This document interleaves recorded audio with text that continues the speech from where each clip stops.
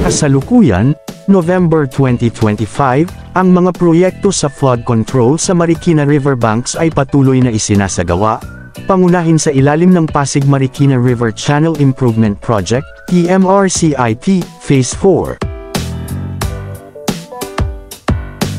At bago natin ituloy, kung ikaw ay bago pa lang sa aking YouTube channel ay huwag kalimutan mag-subscribe at i-click na rin ang bell icon para lagi kang updated sa mga bago kong upload video. Ang mga proyekto sa Marikina River, partikular ang Pasig-Marikina River Channel Improvement Project, PMRCIP, Phase 4, ay patuloy na isinasagawa, bagamat may mga isyu sa pagpopondo na nakaapekto sa orihinal na schedule. Ang Department of Public Works and Highways, DPWH, ay umaasang matatapos ang river widening at pagtatayo ng diki sa taong 2028, habang ang mga pangunahing gate control structure sa Manggahan at Marikina ay posibleng umabot pa sa 2029 bago makumplito. Ayon kay Marikina City Mayor Maan Teodoro, ang proyekto ay maaaring matagalan dahil sa kakulangan ng local counterpart funding mula sa gobyerno ng Pilipinas para sa loan assistance mula sa Japan International Cooperation Agency JICA.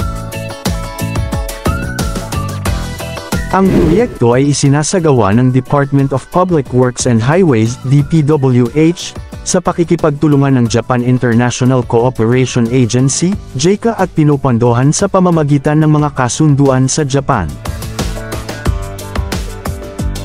Sa kabila ng hindi pa pagtatapos, sinabi ni Mayor Teodoro at ng ilang residente na malaki na ang naitulong ng mga kasalukuyang flood control measures, tulad ng dredging, pagpapalalim ng ilog, at pag-aayos ng drainage sa ilang lugar sa Tumana, na nagresulta sa mas kaunting binahang lugar kumpara sa mga nakaraang bagyo.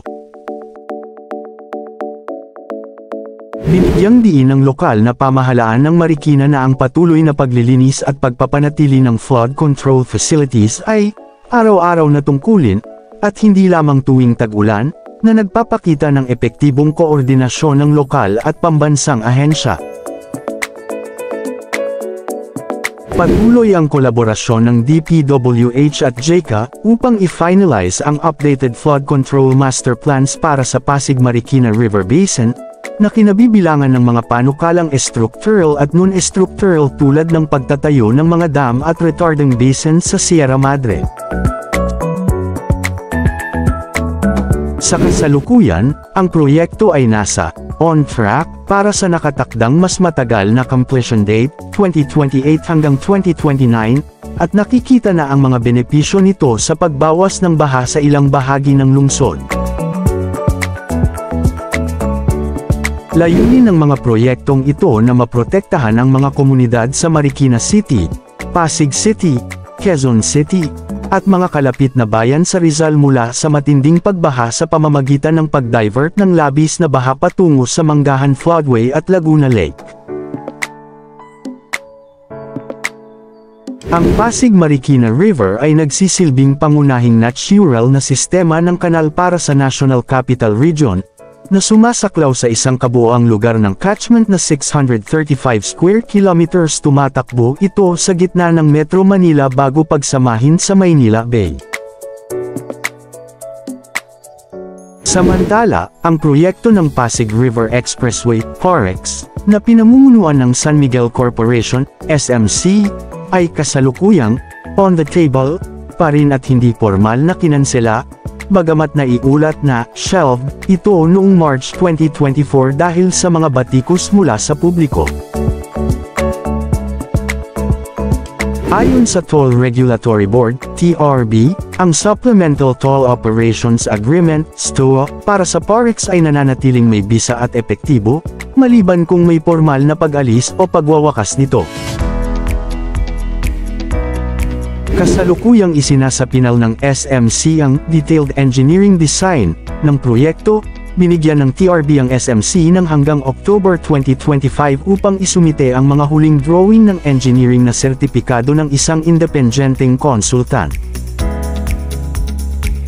Isang espesyal na Technical Working Group (TWG) ang binuo upang harmonize ang plano ng PAREC sa magkahiwalay na proyekto ng pamahalaan na Pasig River Esplanade, na naglalayong buhayin ang ilog gamit ang mga walkway, bikeway, at green spaces.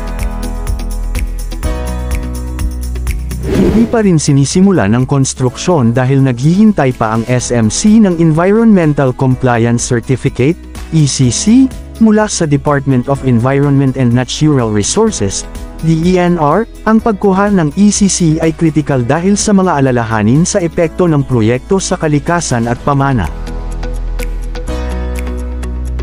Kung maaprubahan ang lahat ng kinakailangan, kabilang ang ECC at ang mga disenyo, inaasahan na maaaring magsimula ang konstruksyon ngayong 2025. Sa buod, ang proyekto ay patuloy na pinag-aaralan at sumasailalim sa proseso ng pagkuha ng mga kinakailangang pag-aproba, habang sinusubukan itong iayon sa iba pang inisyatiba ng gobyerno para sa Pasig River. Ang Phase 4 ng Pasig River Esplanade ay binuksan noong October 19, 2025, na nagkokonekta sa Manila Central Post Office at Arroceros Forest Park. Ito ay may walkways, bike lanes, commercial spaces, at tulay para sa mga tao at cyclist. Ang bahaging ito ay bumubuo ng tuloy-tuloy na ruta mula sa Fort Santiago hanggang Arroceros Park at naglalayong pasiglahin ang ekonomiya at magbigay ng bagong pasyalan at tambayan ng mga Marites. Samantala, kamakailan ang PhilPost ay naghahanap ng 500 milyong pesos pondo mula sa gobyerno, bilang bahagi ng kanilang iminungkahing budget para sa taong 2026 para sa restoration at retrofitting ng makasaysayang Manila Central Post Office, MCPO, building. Ang gusali ay nasunog noong May 21, 2023. Mayroon ng inisyal na 300 milyong pesos pondo para sa unang bahagi, Phase 1, ng restoration, na galing sa insurance proceeds. Ang buong proyekto ng restoration ay tinatayang aabot sa 1.5 billion pesos. Ang pondo ay gagamitin para ibalik ang gusali sa orihinal nitong anyo, kabilang ang interior at pundasyon, habang sinisiguro ang structural integrity at pagpreserba sa historical value nito.